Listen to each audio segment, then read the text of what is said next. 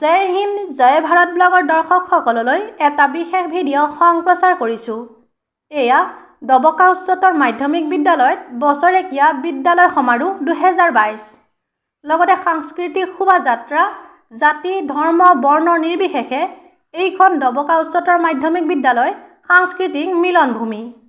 আমি জয় হিন্দ জয় ভাৰত ব্লগৰ দৰ্শকসকলক দেখুৱাই আছোঁ পোনপটীয়া সম্প্ৰচাৰ। এয়া অতি সুন্দৰ দৃশ্য।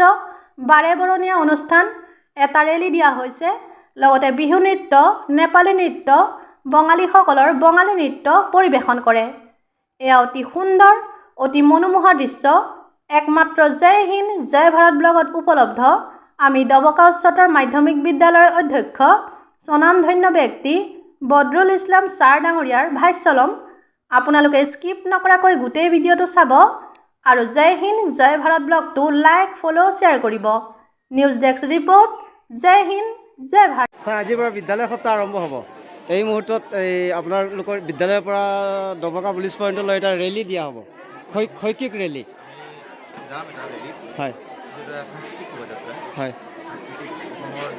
জনগোষ্ঠী আছে হয় এই জনগোষ্ঠীসমূহৰ সাজপাৰ পিন্ধি আমাৰ ল'ৰা ছোৱালীয়ে সাংস্কৃতিক শোভাযাত্ৰা কৰিব। হয় উচ্চতৰ মাধ্যমিক বিদ্যালয়ৰ পৰা নতুন হয় আজিৰ পৰা বিদ্যালয় সপ্তাহ আৰম্ভ হৈছে। আজিৰ পৰা বিদ্যালয় সপ্তাহ 14 তাৰিখলৈকে চলিছে। হয় প্ৰথম 3 দিন খেল ধেমালি আৰু পাঁচ দিন সাংস্কৃতিক হয় ধন্যবাদ ছাৰ। তুমি কি পাৰফৰ্ম কৰিবা? মই আজি বিহুৰ পাৰফৰ্ম কৰিম। তাৰপিছত লাষ্টত 7 নম্বৰতে আছে আমাৰ ইয়াত মানে অংশগ্ৰহণ কৰিব পাৰি। এইখন বিদ্যালয়ৰ ছাত্ৰ হোৱা তুমি? বিদ্যালয়ৰ ছাত্ৰ হৈ অতনু দে ঠিক আছে, ধুনীয়াকৈ পাৰফৰ্ম কৰিবা। ধন্যবাদ ধন্যবাদ। হিমাংশু দলে তুমি কি পাৰফৰ্ম কৰিবা? বঙালী নৃত্য। তোমাৰ নামটো কি আছিলে? ঠিক আছে, সুন্দৰকৈ পাৰফৰ্ম কৰা, আমি চাই থাকিম। ঠিক আছে, ধন্যবাদ।